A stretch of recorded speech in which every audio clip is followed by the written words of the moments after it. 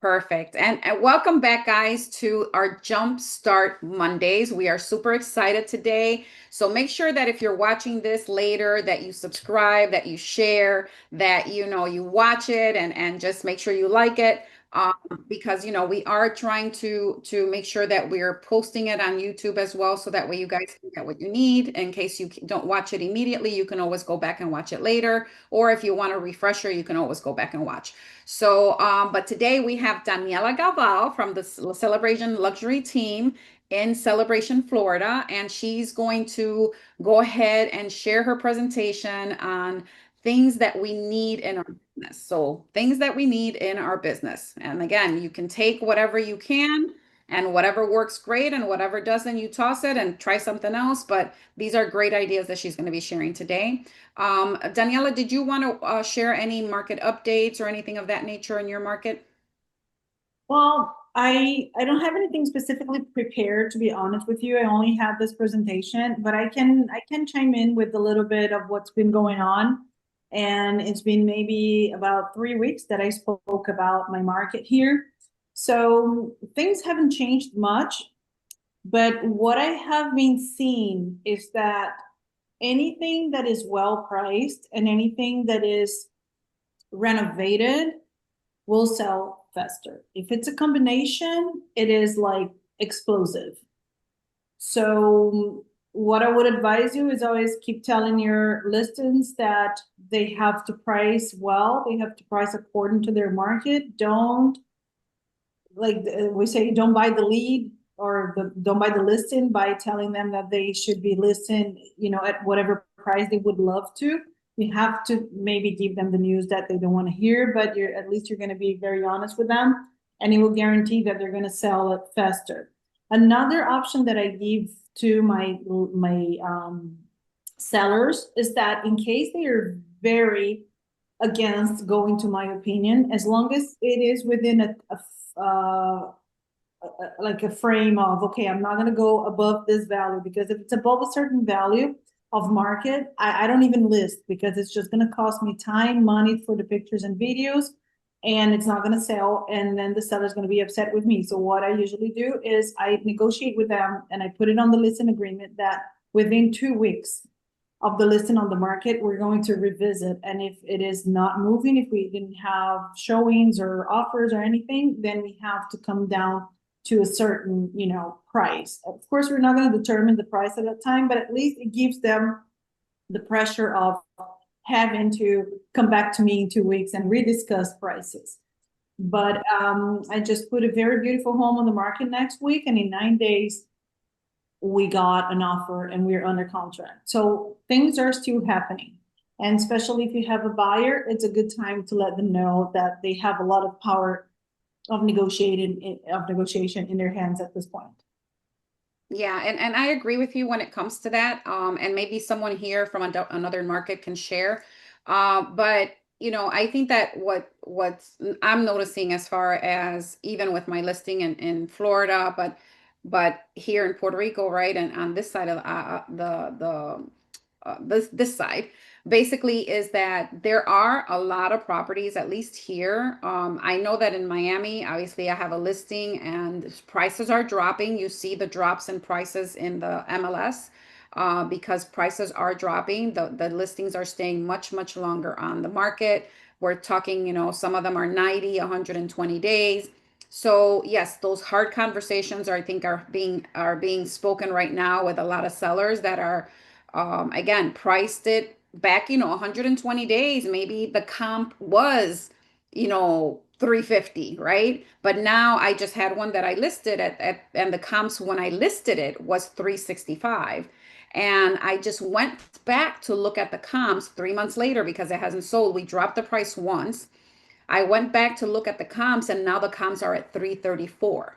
So the comps are dropping, right? Because all those comps that I got were before I listed, but because of the time frame, now I'm looking at the comps again, and the comps have dropped. So now it's having that conversation again with my sellers of now having to do another price drop because the comparables have changed in the market. There's a lot of competition, and the comparables have changed. So I think that, and then in Puerto Rico, it's just a lot of a lot of people, we have a lot of buyers and not enough sellers, right? And then the sellers are pricing their properties like they're just making up a number.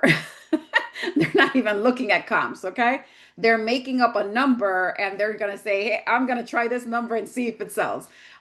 So a lot of properties are very high priced or highly priced. But again, we don't have a lot of listings. So the buyers who are looking are willing to pay because there's not enough listings. So, if they're really anxious to buy and move to Puerto Rico or buy here in Puerto Rico, they're almost paying, that ridiculous price for that property because there's such a low market of inventory. There's a low inventory of homes for sale. So, it's a good market, I guess, for buyers, right? It's a good market for buyers, but it's also a good market for sellers if someone's interested in selling. So that's what's going on in my market. And I don't know who else is on here that might want to share. If you're from Texas, Georgia, if anyone wants to share a little bit about what their market is going like right now, please unmute yourself. If not, we are going to go straight into our training and have Miss Daniela give us all this good nuggets that she's going to share with us today. So Daniela, if you want to take it over, you are on, girl.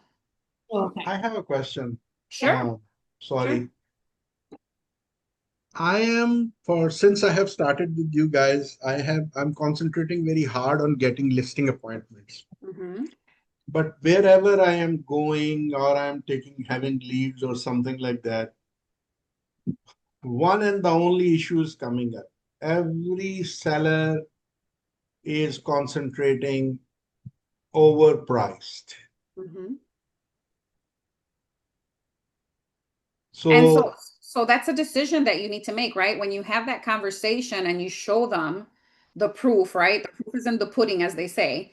If you show them the proof and they see that that the prices are out of control, right? That price is not really the price for that property, and you show them the proof. It's having that conversation, like Daniela says. Yes, I can list it at that, but if we have no showings, nothing on no showings, nothing, no action, no movement on the property, we have to have a discussion in 2 weeks to possibly lower the price, right? So it's just having those tough conversations, and sometimes it's a conversation that it's just a no, right? You're like she said, what's the use of you taking on a listing that you're going to spend all this money on when it's way overpriced? You're going to spend money on photos, on marketing, when it's not going to sell for that. And then again, the sellers are mad at you because you can't move the property because you told them you could at that price when you really couldn't. So yeah. just because you wanted the listing. So that's really important. But Daniela, go ahead. Let's get started because I want to make sure that we run on time. Yeah, I also, I always have a limit of what I am going not to go above. So it doesn't bite me in the end, because at the end, the seller will be tired and he will blame it on you. So if they're being very, very hard to listen to what I have to say, and I always say, it's not what I am saying, it's what the numbers are showing. I bring lots of reports to them so they can understand. And I also let them know how important the 2 first weeks are, because whenever you list a property, the 2 first weeks are the most exposure that this listing will ever have. After that, they're going to fall back because other listings will be coming on the market and they're going to be pushed down. So I let them know about it. If you want a visibility, you want to be in good pricing within these 2 weeks, because if you're out, you're going to show up in their face and they're going to say, oh my gosh, this is ridiculous, I'm not going to look at it. And you have to educate them. You have to let them know that the market is not exactly what they want. It's what's been selling. It's the perception that the buyers are having and the options that they're having at the end of the day, right? Because if you're going to buy the same house for 50,000 more, why would you do that? If he has in the same neighborhood, all kinds of options. So it's really educating the client and being very, firm on your position of pricing and not going above certain amount. And so, Daniela, now that you're just bringing that up, what is that special amount? Like, what is it that you try to, is it a certain percentage? Is it just a flat amount? It depends a little bit, okay? It's not really a percentage, but I mean, of course, I wouldn't go more than to like 10% of a market price is because, you know, what do you have to see? Let me show you guys here this. So before I start, because I think this is a free tool that we all have, and it might help everybody here. So every one of us, I don't know if everybody has the same MLS. Of course, they don't, but if you go to your association and you go to RPR, I'm just going to go here very quick.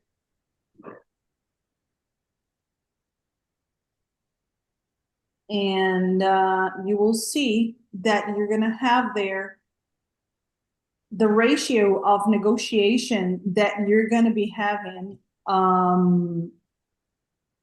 in that specific area. So that's a good way for you to know that you should not be above that specific amount. Here, RPR. If you guys don't use it, I urge everybody to get acquainted to this. And they have all kinds of courses here. They have their university. It's so rich. I use this a whole lot for my things. So let's say here you do research, you go in, you can go neighborhood research, and then you can put, let me just put here my neighborhood here, which is Celebration. And I do the research. In here, it's going to show me all kinds of data that I might possibly want to tell my client. So right here on the market trends, it shows me that our inventory is 5 months of inventory, and the negotiation on the price here is like 96%. I mean, 4% negotiation is the ratio of what's being sold to list. So if he wants to put it like, I don't know, 15% over market price, it's just not going to sell. 10% is going to be too much. So we have to be within this. If he wants to go like maybe 5%, 6% above, okay, let's try and see these 2 weeks. But if not, it all depends on, like here, can you see? It's very fast. Our days on the market is only 29 days. So it means that houses are going by super fast. So you can, you know, in this case, you can go a little bit higher, but then if you think, because they're moving fast, if you have like 60 days here, you probably don't want to play a lot with your price. You know, you want to be sharp so you can get ahead of people. You don't have to be wait the 60 days to get an offer. So here is somewhere where you can look and see what the negotiation ratio is. And then you can be kind of somewhere around that. You know, I always show that to my clients. That's very important.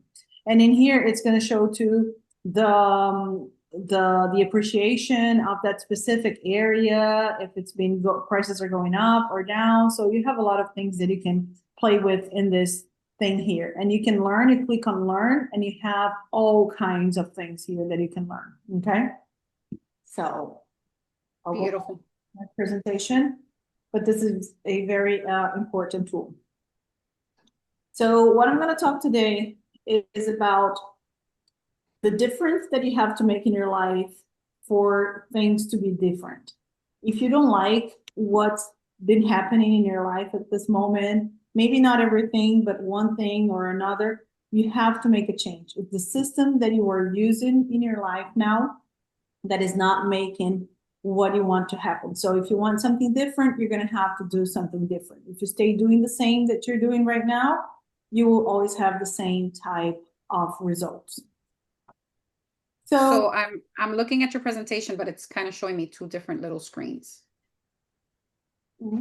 So it's not, the present mode is not on. I don't know if you already clicked it. Oh, I see. So let me stop share and start again.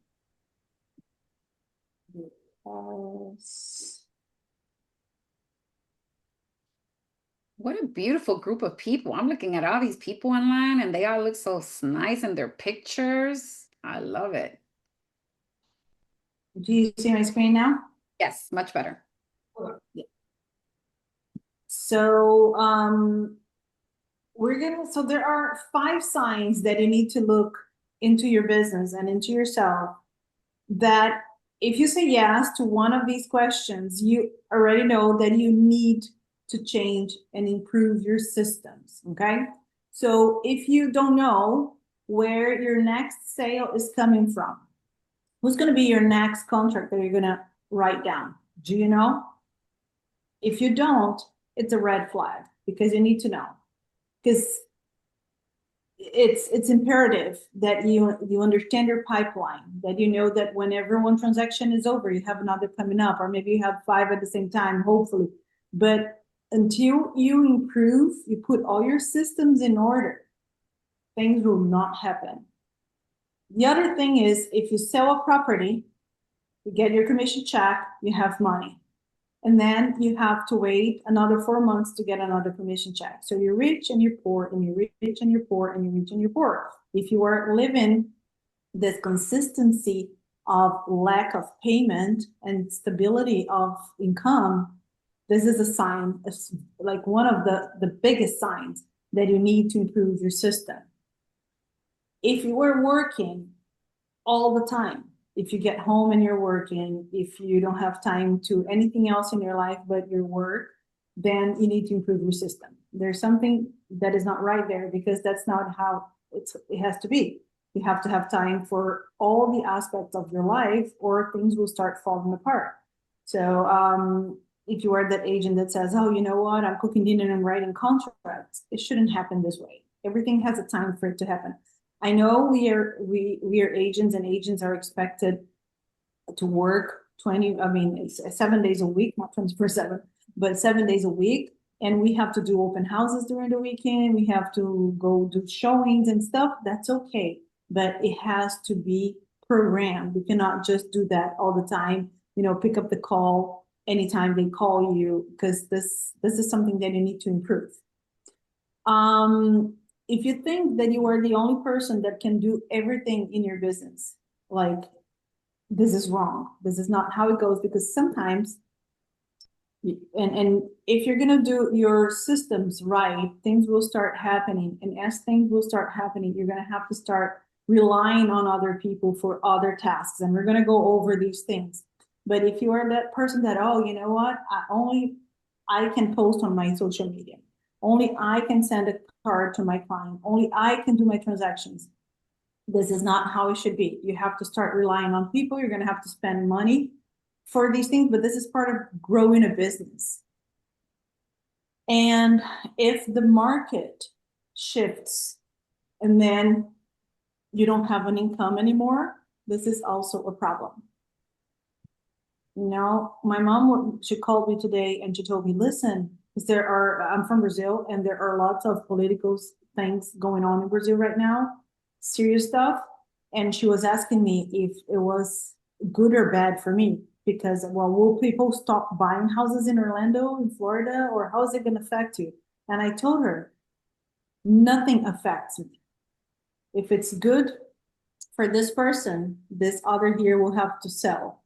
If one needs to buy, the other needs to sell, and that's the other way around. And I have a very good pipeline that I can feed everybody all the time that I need, but because I have systems in place. So there's not a bad time for me. Whatever happens politically there, I will always be here to help whoever needs, the one that needs to buy or the one that needs to sell. And that's how you should be. You don't have to worry about any of that. So if one of these 5 things here happen to you, I might say things here that you don't want to hear, but I'm going to have to say. Carla is here, and she knows how it goes, because I tell things her all the time. So let me just go over the things that we need to do. So one most important thing is that even a bad system outperforms a great person. So a person can be awesome at everything. You might be a very good salesperson. You might be a very good agent, or your organizational skills for your transactions are great. But if you don't have a good system for that, it's just going to go down the drain. Your business will not thrive. So you have to have systems in place. And there are 14 systems that we're going to discuss today that you're going to have to look into. And maybe you want to take some notes, or, well, it's going to be recorded, so you can take notes later. But these are 14 things that I want you to, as I go explaining them, I want you to look deeply inside of your business and yourself and see, what do you need to improve the most? So let's talk about time management. This is very, very important. This is where it all begins. So what system do you have now for your time blocking? Do you have a calendar well structured? Do you have an alert that will send you messages when you have your appointments? Do you sit down once a week and you plan your week ahead? Maybe you have a day of the week where you're going to sit down and say, okay, I'm going to plan my week. So you have your entire agenda in your mind. So do you plan for your vacations? What days are you going to take vacation or not? Do I plan in advance? You have to plan in advance and you have to put it all in a calendar. So when I'm going to take days off, what do I do? Do I have a backup for my days off? I'm going to be on vacation. Who's going to be doing my showings? Who's going to be doing this or that? So you have to be in total control of your time. You have to manage your time. What time do I start working? What time do I stop working? What time do I spend time with my family? So you can do planning. Like, let's say I have one thing that I have once a year, I have to do a family trip once a year. So I always put that on my calendar and then I work around that. So other trips that I might have, good, beneficial, but if I cannot, at least I already set time for the one that I need. And so time block, make sure you have a system. You can always go to ChatGPT and say, help me out implementing a time management for myself and for my business. Ask me 5 questions to help me so you can create a very good time management system for me. So just make things very simple on this one here. I use Google Calendar, and that's it. And Google Calendar will coordinate all my agendas, good to go. You can put your dot loop connected. You can put your my agent account, everything. You just connect and they all come and pop to your phone every day. Lofty as well, which is our CRM. So the next thing I want you to check is your emotions management. This is super important, people. If we are not well, we cannot help people. We cannot make our business thrive. So what are your highs and your lows? What are the moments that you're like, oh my gosh, I am awesome. I need to be more of this person. What are these moments? What triggers it? What makes you feel that you are that powerful agent? And what are the moments? What are your lows? What are the moments you're like, my gosh, I suck. What the hell am I doing? Why did it happen? So what I want you to do to help yourself to find your emotions management is like, you can map it. Write down 5 very good habits that you have that lead you to your better self, that agent, that person that you are so proud of being, that you want to be more of that agent. And also write down 5 things that you think that you're sure that they're holding you back, and do less of these things. And this is super simple. When we look, we know. I mean, to be honest with you, when I had to do this exercise, I knew the 5 that was holding me back. I did not even know the ones that are pushing me forward. I had to stop by and look. And so double down in what works well and just get rid of what's not working. So are you watching too much Netflix before bed and you're not having the time of sleep that you need to wake up well? I'm very guilty of that, people. I do that to me all the time. I hate me in the morning when I do that. I'm like, oh my gosh, why did I do that? Why did I go to bed so late? For nothing, for something that I don't even remember what I was watching. So this is a bad thing that I have to quit doing. And that's what I've been working on, you know? So maybe sometimes things will take a long time. Sometimes it will take less. It depends on how determined you are, but you have to identify them, because if you do not identify, you cannot solve the problem. Another thing, your marketing and your lead generation. How are you handling this? What is your system? What is your marketing plan? First of all, do you have a marketing plan? If you don't have a marketing plan, you have to have one. And you have to be consistent. And I don't advise anyone to have more than 3 activities on their marketing plan. I usually have about maximum 3. And so if you are going to do newsletters and you're going to do events, or if you're going to do whatever it is, you have to be consistent. Don't quit doing it. You have to do it for at least 6 months to a year to see results, but you have to do it. So you have to schedule, it has to be in your agenda, so you follow it. So it goes back to your time management. And then you have to follow it. When it's time to do it, you have to do it. I usually on Mondays afternoons is when I work on my marketing. So I put everything that I have to do. I write the newsletters that will go out that week. I research the topics that I want to talk about. I decide on the blog post that I want to write. So this way I have it all lined up and I don't have to think about marketing any other day of the week. But you have to have it in place. So for me, it's imperative that I do it on Mondays. That's why on Mondays, I usually end up working from home, because here, I have less distractions and then I can get it all done as I need. But, this is having scheduled and followed. The other thing is your nurturing. How are you nurturing your leads or your database that are coming from your efforts from your marketing? So if you're doing some marketing, at least, I'm sure you're getting one lead here and there at least, hopefully even more than that. So that's how you're going to see, what is your CRM plan? Do you use a CRM? Or do you just pay lofty and you don't go there? Because this is something that, I really expect everybody to do, to work on your CRM. So how is the quality of your follow-up? Do you have a schedule for you to follow up? You can ask ChatGPT and say, ChatGPT, help me to create an SOP, a standard a protocol of operations for operational procedures for me to follow up with my database. So every 30 days, you have to talk to your database. So you don't have to talk to everybody all the time, but you can rotate things and your CRM can do that for you.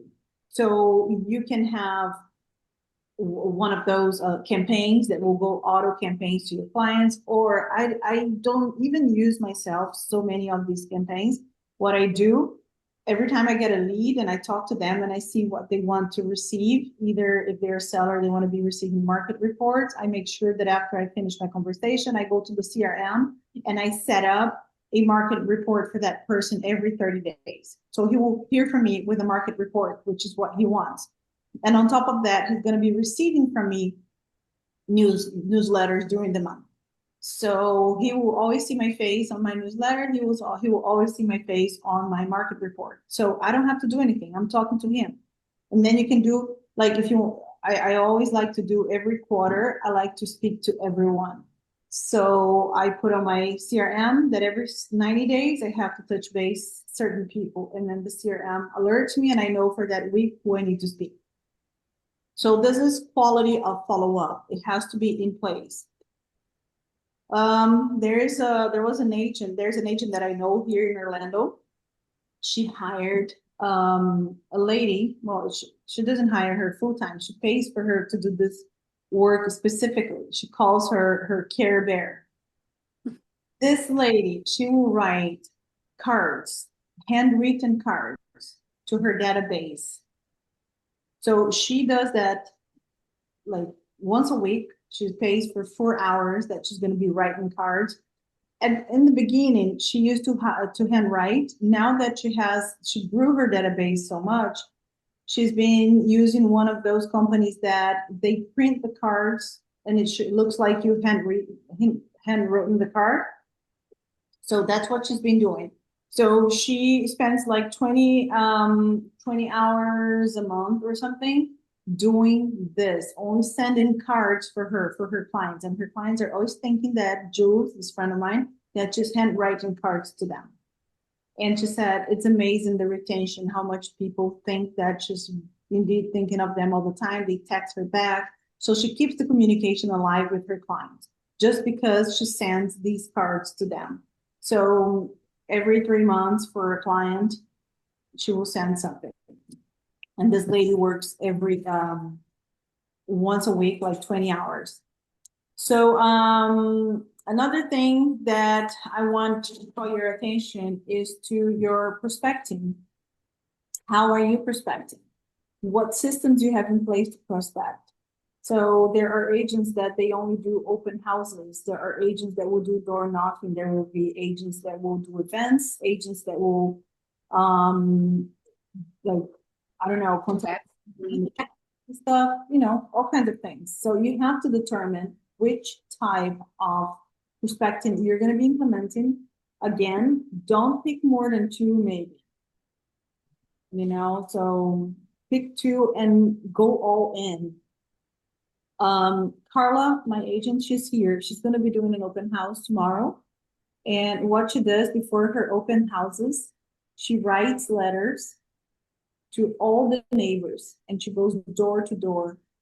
And the letter introduces herself and the house that she's going to be doing the open house, inviting them to come and get to know the house. And if they know of anyone who might be interested in living there close to the neighbor and stuff. And so she does that. So it's an opportunity for people to get to know her. And always, you get into a conversation like, what's the price of this house? How much it's listed for? They all want to know. So this is a way of prospecting. So not only she's using the open house to attract people, she's knocking on doors with the excuse like, I'm throwing an open house. So this is a system that she has that we have implemented for her. And because if you think, and this is something that I was reading the other day, and my coaching with Tom Ferry, they always tell us that. They say that 6% of our database will list their home within the next 12 months. So if you look in your phone and you go through your contact list, if you have 100 people there, know that 6 of these 100 will list their home with someone. So why not you? Why you don't want to be this person? So you want to be this person who's in their face all the time. So whenever they think of selling, well, Danielle always sends me these market updates. Danielle is always sending me newsletters. She knows about the market. She knows what's going on. She knows about the new laws and like financing and stuff. She's always giving me right information. So yes, I come to mind, and that's what you want to do. But so I wanted to interrupt you for 1 minute, Daniela. I'd like people to write in the chat, what are 2 things that they're currently doing right now to prospect? Or what are their 2 favorite prospecting methods, right? Because we all have a favorite, right? Some of us like the door knocking, some of us like the open house, some of us like cold calling. So maybe put 1 or 2 things in the chat that are your preferred methods of prospecting, because I'd like to see. That would be interesting to know the variety of prospecting things that people are doing. So if you want to put that in the chat, that would help us a great deal, help you, right? Because remember, we're here to help you and assist you. So the more information we have of what your needs are and what you're doing, the more that we can bring value to you. So, put it in the chat. If you're watching this later, put it in the chat. We always watch our chats, so that way we can reply. So, okay, so Rose is saying for her, it's open houses, right? So anyone else that wants to share what their favorite prospecting is while Daniela does this, if you can put it in the chat, that would be great. Another statistic that is good to know is that 6% of the 60-year-olds and plus, they will sell their home within the next year. So these people that don't know you and they are 60 years old or older, what's going to happen? They're going to sell. So why don't you want to be the person who they will get to know? So you have to find ways to interact with these people. So let's say in your city, you can go to the market fair every Sunday and like go, get to meet people. Or you can also find clubs in your town. Like here in Celebration, there's the Celebration Woman group. There's like so many people. I have a cousin, she goes to these meetings. She's a general contractor. And she gets all kinds of business from there because people know her. People know that she is a relatable person. She goes to community services. She does good for the community. She gives back to her community. She does things with them. She goes doing like the flower planting on the pots, events with the ladies and stuff. They don't trust her. And that's what people will do. They will trust you, so they will do business with you once they trust you. So you have to find something that you like to do, indeed, and go for that thing. Like, I really like to ride bicycle, to cycle. So I have a group of a strong group of friends here in town that I don't have to do any effort. I'm always with them because I'm always riding. They are always riding. And they are all my clients. They have all, first they were clients, then they met me. Oh, you ride, I want to ride too. So they came and they became my friends. And now they're my friends and they bring the other people, the other people, the other people.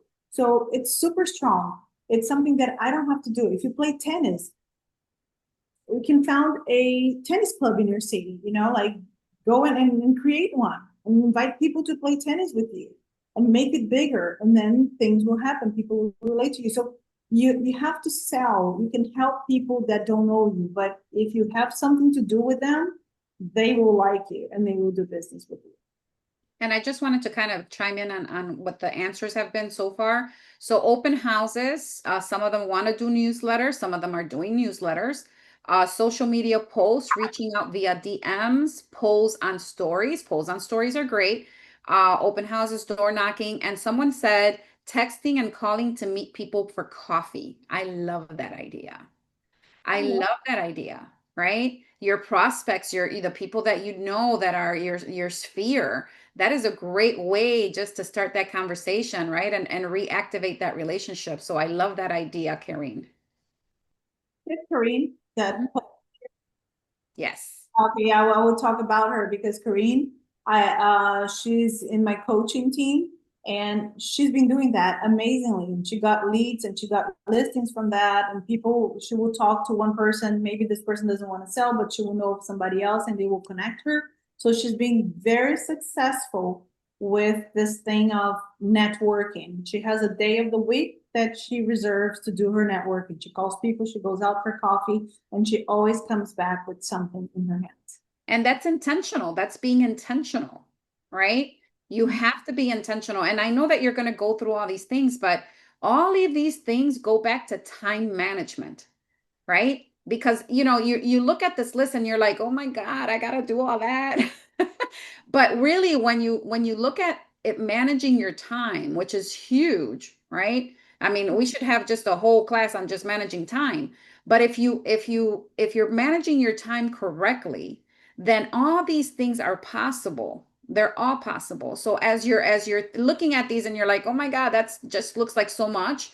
Just remember that there's 24 hours in a day. There's 24 hours in a day and 7 days a week. So, and 365 days a year. So there's time. It's just, what are we making time for? Are we making time for the things that are going to take us to the next level? Or are we making time for things that are not, that are a waste of time? Right. So that's where we need to remember too. Yeah, this is Oh, look important. at Karine just said today I'm doing that and I got 3 buyer consultations. Imagine that. Asking people to go out for coffee. Okay. I have my coach, he told me that he goes to lunch every Wednesday with someone. And he said one day he didn't have anyone to take to lunch and he called his neighbor. He said, I knocked on his door. I said, hey, you know what? Free lunch. Let's go. I don't have anybody to go have lunch with me. And he went with the guy, had lunch. They became closer and they were talking about, living in the condo complex that they were living. And the guy was saying, oh, this condo situation in Florida is giving me headaches. I was thinking about selling. He ended up selling the condo of his neighbor and he ended up buying a house for the neighbor and they're still friends now. So things like this happen from you being in contact with people and truly wanting to help them to find a solution to their problems. Mm-hmm. And so the next thing I want to talk about is follow up, because if you do all this, if you go out, you do an open house and you don't have a follow-up system for the persons who showed up at your open house, you are just burning your time. You might as well just stay home and watch Netflix because, a person in your CRM without being contacted and fed is nothing.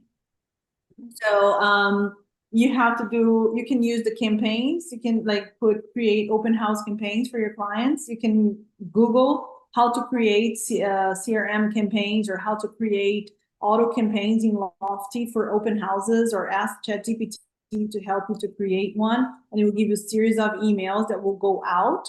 And with Lofty, you can create everything inside of Lofty, and once the guest registers at the house with your QR code, they will start receiving immediately. They're going to receive a welcome code, like, thank you so much for registering. And then like 1 hour later, thank you for coming to my open house. Next day, how can I help you? You know, things like this. So follow up is super important. You have to be the one that will give them the bad news, the good news, the newsletters, the blog posts with good information, because once you do that, you send those emails and you go back to your CRM and you see who's open in your emails. Guys, I see everybody who opens my emails, and I go to WhatsApp and I sent messages. Oh, I saw that you opened my email yesterday. What did you think about this? How was the newsletter? What did you think about this? And people talk to me about it, you know, and they're like, oh my gosh, you said something about this, and I was talking about this to my client the other day, or to my neighbor. It sparks communication. So you have this tool, you have it in your hands, you have your CRM. Go see who is open in your emails and touch base with them. So follow up.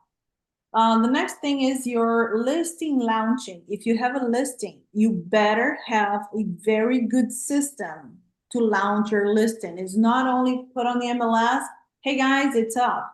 No, you have to have your list. So first you have to have your price, right? I mean, you want to make sure that you're not overpricing or anything. So how do you let the world know about it? So one thing that I do is I have a sequence of events that have to happen. I post a house on the market. So I have one post on Facebook, 4 stories that have to come. I have to do a blast newsletter. I send the page that Lofty creates for my listings. I send it to the seller. I said, hey, you know what? Your website, your dedicated website for your listing is created. Take a look at this. It's ready. You can send it to your clients, to your friends, to your family, because they're going to be able to see the house. They're going to be able to see the rating of the schools where your house is located. And people were amazed. They think that I sat down or I paid someone to do it. I mean, I pay Lofty, but I mean, you know, it's not even the fraction of a cost of having a website made for them. So then I use List Track. Every Monday, my clients receive a report from me saying, how was the performance of their home in the world, like MLS, Zillow, Realtor.com, where the clicks are coming to their house. So we can kind of like put ads, or you can even put posts on groups on the MLS. I mean, on Facebook, according to the areas that are clicking to the house. This is free. All of us, we have this inside of our MLSs. So all you have to do is activate it once you have a listing, and your client will receive every Monday a report from you saying, hey, look how many people looked at your house. How's your house is showing compared to the neighbor who's listed as well. And these reports, they say a lot. And what do? I always send an audio to my client explaining the report to them. Or once a month or every 2 weeks, depending on how it goes, I put a Zoom, I record it, and I do a market analysis for them, and I put these reports and I explain, I record it, and I send it on WhatsApp to them. Hey, here's your 2 weeks report for your listing. So these follow-ups in the listing, like showing them how I care, how I just did not put their house on the market and went out to do something else, is what I call don't fire me report. Okay, you're not going to fire me because I'm always on your back. At least once a week, you're going to hear from me saying what's going on to your house. Feedback report. Every Monday, I send a feedback report to my clients. Even if we didn't have any showings, I'm going to send an empty report. We have no showings. Maybe your price is not correct, but here's your report. So they know I'm working, okay? Because if you don't send them anything, they're going to think that nothing is happening, but you're not telling them. So it's better that you tell them, hey, it's not happening. it's your price, okay? So you have to have a listing launching step-by-step SOP. Buyer onboarding. Guys, we have such a great tool with our CRM. So on your onboarding, first of all, you have a new client. What is your process? What do? Do you go on a call and you start showing homes, or do you have a buyer's consultation? On your buyer's consultation, do you have a dedicated buyer consultation with all the main questions that all your buyers always come back to you? So we have in our team, we're going to tell them we have to do a consultation. It's a first-time buyer's consultation, a 45 minutes call we're going to make. We can make it on Zoom or in person. We're going to show you some slides. These slides will absolutely show you everything from, you know, it's a timeline of the transaction. It shows how we get paid. Why do they have to sign an EBBA? And at the end of the call, they know all the process, because it will avoid that in the future. Oh, I didn't know about it. Oh, I didn't know about it. I didn't know that I had to send the deposit in 3 days because you never told me that. Well, yes, I told you on our first buyer's consultation. It's right here. You got a copy of that. So you set expectations right there. So this is part of your onboarding, of the experience of your client. He's going to say, wow, oh my gosh. Imagine you hire an attorney and he will sit down with you before anything and say, hey, you know what? This is how it's going to work in court. Okay. We're going to do this document first, and then I'm going to tell you this, and then we're going to show up in this day, and then it's going to happen. And then you're going to be like, oh my gosh, I know it all. I'm so comfort. I feel so much comfort from that. So this is what I want you guys to deliver to your clients, a good experience. So if you have a buyer's consultation, after your buyer's consultation, what happens? Do you have a welcome email to them? Welcome to my database. Thank you for coming. And then do you take notes? I'm going to show you quickly here. I think I have it open from a new lead that I got today. And he was, let's see here. Yeah, it's open. So this guy, I don't see it on our end. you can see. Okay, hold on. Let me just do this. And while she's sharing that, guys, it's so important for you guys to have a CRM. You don't understand the time and energy it's going to save you if you have things automated, right? Not that you have to sit there and create all these things. These are things, once you set it, you forget it, and it's automated. And even though, you know, Daniela does extra steps for her clients, these are all great things that you guys, you know, should be implementing in your business. You see, like here, I added him to my database. So I added him while I was talking to him. We had a call, a buyer's consultation, so I added it here. As soon as I finished, I went up and I put here who had referred this person to me, because I always want to remember how's this person related to what. I put it in Portuguese, I'm sorry, but so I put what he's looking for. He's looking for long term. What are the communities that we're going to be focusing on? What's going to be happening? What do I have to send him? I have to send him an ROI spreadsheet and everything. He told me he's going to be on vacation until August 3rd, so I'm not going to do any follow-up with him before that. So what did I do? I already have my follow-up scheduled with him on August 4th at 4 p.m. because August 4th is a Monday. He's going to have a ride from 2 weeks vacation. His day is going to be full, but at the end of the day, I want him to remind of me. So I'm going to touch base with him at 4 p.m. on the day he comes back from vacation. Right after I spoke to him, I sent him an email and I said, listen, your access to my platform is ready for you. So it's a welcome package. Hello, my client. Here's what I'm going to do for you. This is your access to my website. This is your welcome guide. This is, if you want to talk to me, just click here, and that's my calendar. You can reach me at all times. If you want to have a better experience, download my app. Here's the QR code. So you can also follow me here, and there. I'm excited to work with you. I'm Daniela, okay? So I sent it to him. So everybody who starts working with me, this is the first thing that they're going to have from me. You see? So he already opened my email. So he's in the contact. So I'm not going to send him anything at this point just because I know he's going on vacation. But this is a system that I have. There's no person that I speak that I don't put him on my CRM like this. So just don't. It just makes you look so much more professional, right? Absolutely. I mean, we are professionals. We have a professional license. We are professionals, and we need to start acting like professionals and making sure that we are doing the job that people expect from us. Because I think that that's one of the reasons why realtors have such a bad rap, right? Because there are no systems in place, because they're doing things, the old-fashioned way, because they're still doing things that, like Daniela said, you list the property and you don't talk to them until you have a contract, right? You don't give them any updates. You're not doing the things that you need to do to create that value, right? That you offered them at the beginning, because you offered them value. They listed with you because they trusted you. They expect performance.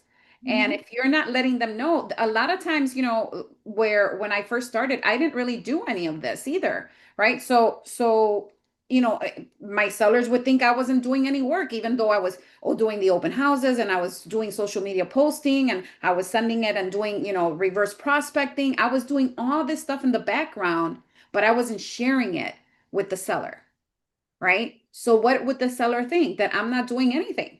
When their house is then sold, what were they going to think? I'm not doing anything, even though I was doing things in the background, but I wasn't sharing what I was doing. I didn't share a market report. I didn't share how many people saw their property or didn't see their property. I didn't share any of that. And so that's huge for us to remember, that those are things that we have to do as listing agents. And even when you have a buyer, right? Mr. Buyer, you have to keep people informed, and letting them know that you are there for them, because that is in the field that you guys went into. So very good advice, Daniela. Yeah, and and also on the same topic, on the buyer onboarding, how do you show homes? How do you show up to show your home? Do you show up like well dressed? Do you show up like, showing like I really want to be here. I dressed well for you professionally. Do you come prepared, or you just print the MLS sheets and show up there and they, hey, you know what, let's go. And then he asks you, oh, is this house well priced? Oh, you know what? When I go back tonight, I'm gonna check into the comps. Come on, you have to check on the comp before you go show homes. Mm-hmm. I would fire this agent if I ever had an agent who would tell me he wouldn't know how much are the homes like selling here, or how much are the homes renting here for. Oh, you know what? Because he was not renting, I didn't check on the rent. Excuse me, you have to do everything. It's not only show houses. Show houses, you can pay someone to show the house for you. They open the door, the client will enter, and he will have no information. So if you don't have the information, that's the same thing. So be prepared. It's 2025. We all have resources. We work for a company that gives us the best of the resources as well. So we can be prepared. Okay. So this is a system that you have to be in place. Another thing is under contract. How are you handling your contract? Whenever you go under contract, how do you manage your dates of contract? Do you send a letter to your client and say, hey, these are the dates that you cannot forget? Do you put a reminder on your calendar? Do you put your dates on your dot loop? So the dot loop will remind you that tomorrow is going to be escrow deadline for property X. Do you have like a reminder for property Y has inspection deadline tomorrow? So you have to know these things. So if you create tasks for yourself inside of dot loop, all these things, ChatGPT, how do I do it? ChatGPT, help me out. Or if you don't, ask one of the coaches, but come up with a system to manage your under contract. If you are an experienced agent and you know what you have to look for in a transaction, you can go out and hire a transaction coordinator. When I hired a transaction coordinator, my life changed because I was handling, I don't know, 10, 15 transactions myself. It was so difficult to do it. So I said, no, I have to have someone. So it's very little money if you think of what they can take off of your plate for you to do it, for you to do your job as a realtor. But if you don't have that into your plate, then you don't know how to improve things. Another thing is your title company. Who's the title company you work with? Make sure you have a system with them that every time you send a listing or every time you have a contract, that they're going back to communicate. What is the way you want them to communicate with your clients? So you always have to have that in place to manage your under contracts. Very important for the experience of the client, because there's nothing worse than the title company starts communicating with the client and you're not copied on the email. You don't know what's going on. The client starts getting lost and it's a mess. You don't want to show that type of non-systems going on, especially under this time, which is so important because of the dates. Managing performance. How are you managing your performance? Do you know, I mean, are you checking to see if, okay, I programmed that I wanted on my business plan, I wanted to sell 10 houses this year. Am I on track for that? Are you managing your performance? Are you looking at it? Are you paying attention to what you should be doing? Oh no, I don't even know how many houses I have to sell this year. I'm just like putting it out to the world and hoping that things will happen. If you don't have a number that you have to achieve, that you want to achieve, that you want to aim for, you will never get there. So manage your performance. Manage your technology. What are the systems that you are using, that you're making use of? Are you going to my agent account and checking everything we have there, all the resources? Are you taking our classes? Manage your technology. And one thing that is super important that a lot of people don't do is managing your finances. How many times a year do you meet with your CPA for you to get with him and say, hey, you know what, we are self-employed. So do you have a company put together for you to go ahead and receive your income through the company, so you can expense your taxes, your income, your spending and stuff? And you have to sit with your CPA and say, hey, you know what, this time of the year, I don't know, halfway through, sit down and say, you know, do I have to file taxes now? Do I have to start paying now? Am I going to pay a lot of taxes when it's tax time? You have to be prepared. So this is something very important. Our business is very complex. Everybody thinks that they're going to come to real estate and it's going to be super easy, super simple, just show homes, write contracts. No, all these things are items that you have to inspect. You have to look inside of your business and see how they are being implemented, and you have to improve whatever needs to be improved. And improving presentation. So if you don't have a presentation for listings, for buyers, for a welcome package, for your email, if you don't have, let's say, branding set up, you are missing out. Your system is not good. So you need to improve that. You have to create these things. And things don't expect that they're going to be created overnight. It takes time. But one step at a time is so much better than no time. You have Agreed. no idea how powerful it is.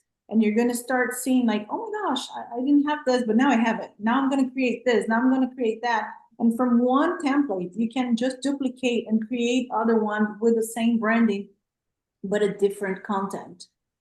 And one thing that is very important this is something that I always like to be, is stay ahead of the curve. You have to be much better than the agents in your area. You have to be the one that knows everybody, everything, how the market goes. So how do you do it? How are you ahead of the curve? How you know of things that are coming up? Well, first you have to network. You have to go to realtors events. You have go to Eventbrite. There will be plenty of like masterminds, classes. Go to all of them. We have them here, but there are other ones that are from the Association of Realtors. Don't miss out on these opportunities. You're going to get to know other people, other agents, other companies, how they operate, how they perform. You will know their tactics and stuff. So this is something good. Also, you can educate yourself. Go ahead, and if you go to RPR and you start taking all their courses, say this month, I am going to be the specialist of RPR. I'm going to tell you, whenever I open on my buyer's consultations or seller's presentations, RPR, and I give them all that information, they're like, oh my gosh, how come? like the level of information you have there is like, what is the income per capita in a home? Like who drives to work? What percentage of that neighborhood will take a car to work? How many will carpool? How many? It's so rich. And when you have that information and you present it to your client, you put yourself on another level of agency. They're going to be admiring you so much. So research, use your resources, educate yourself, and network. Go to agents events, real estate events. You're going to learn a lot of things and you're going to be ahead of the curve. So these are the 14 systems that I would say that you need to inspect and be very real to yourself. If it's shitty, say, yes, it is. I'm sorry, I'm going to fix that because it happens. I also have a lot of things, a lot of flaws that I have to work on, but I'm working on them. I never stop. So yeah, that's our presentation for today. And I think that that's a key thing that we all have to remember. Remember, this is a business. That's the first thing I want to share with you. This is a business. So if you're running it like a business, it's going to run like a business. If you're running it like a career, it's going to be another job. Okay?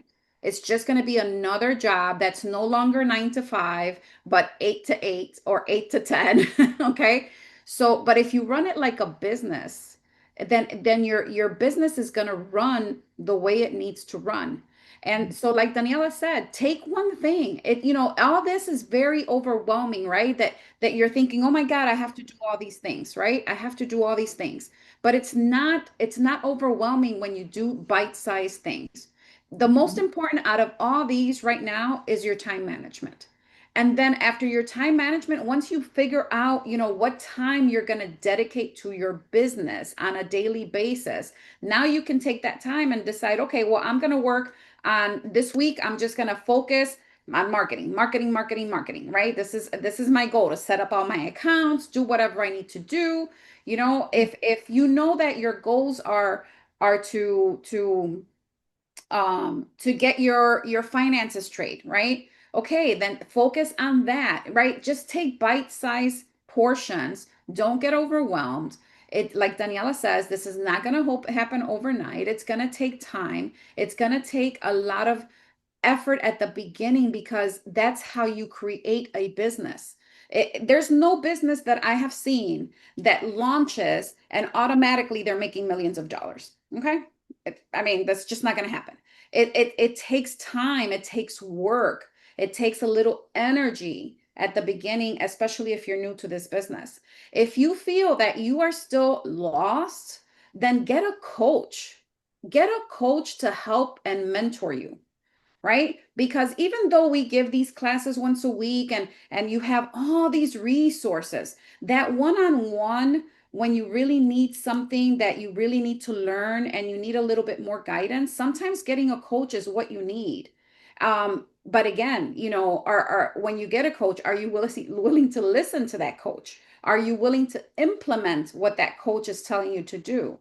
Because both Daniela and I are coaches, and sometimes we have agents that are great at implementing what we give them, and then we have coaches that don't agents that don't implement a thing, right? So we can only share with you what we can share with you, right? There's only a certain amount of things that we can give you, but it's up to you to take action. We cannot take the action for you. We can only educate. We can only inspire. We can only tell you the things that we recommend you do. But until you take action, there's nothing that's going to happen. But take those little things. If you took notes or if you go back to this, and I don't know if Daniela, maybe you can just share that slide one more time so they can take a picture of it. Print it out, put it somewhere where you can see it, and go checking off the things that you accomplish, right? All these trainings are available to you. The lofty trainings are available on my agent account. RPR, if you want to know more of how to do those reports and show your clients, All those trainings are on RPR. They have amazing training. If you need help with Miami Board of Realtors or any other Board of Realtors, they all have training on YouTube. There's so many resources that we have at our fingertips that we didn't have 20 years ago, that we have now. We have Chat GPT, we have AI that is making our life so much easier and creating all this stuff for us in seconds, where it used to take months. Letters that can take you 3 seconds to create one, when it used to take you, a week to create one. So, the resources are there. You just have to take action and use those resources to better your business.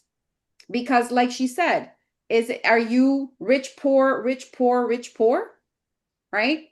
And so now that I want to bring that up, because rich, poor, right? If you're on this call, or maybe if you're not, you're on this call, but you're not on the revenue share program, that is another thing that you have to look at, because that is going to create constant income for you in between those rich, poor moments, right? Hopefully it'll all be rich moments. But if you're having those rich, poor moments, the creating another revenue stream of income is key. And the revenue share offers that.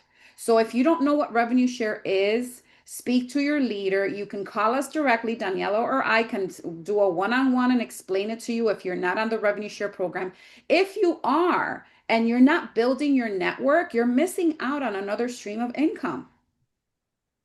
You're missing out on another stream of income until you implement all these things that you want to implement for your business. Why not grow a separate income, right? Another income within this business that can supplement this business for you and help you cover some of the costs that will be, added to your business, because some of these things, there is going to be some investment to it. A lot of it is free. She shared a lot of free things that we can do, but there's a lot of things that you're still going to have to invest a little bit in. And so why not have that extra revenue stream coming in every month when you build your network?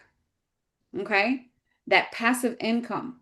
So if you're already on the 90-10, congratulations. Now start building your network. Start building your network. If you need a coach, if you need someone to sit down with you on a weekly basis and touch base with you on the things that you need to be doing for your business and hold you accountable, then reach out to Daniela or I, or Carmen or Yemelis, if you're in that area, and say, you know what, I need a coach. We do have a mentorship program in La Rosa that you can also do, right? So there's ways of you getting these things done. But again, it's like that saying, we can take the horse to water, but we can't make them drink, right? We can only bring so much to you, but it's up to you to take action if you want to get out of that rich, poor, stream, right? If you didn't have a lot of those things, like she mentioned in that first slide, if you don't have a lot of those things in place, then your systems are broken. And so now you have to create these systems for your business. Any good business has systems in place. Do you think McDonald's and Burger Kings don't have a system? They all have a system, right? They make the burgers the same way. They make their fries the same way. They keep it to whatever seconds they keep it in the air fryer or whatever, or the fryer and the oil. They have systems, and that's why they've been successful. Manufacturers have systems.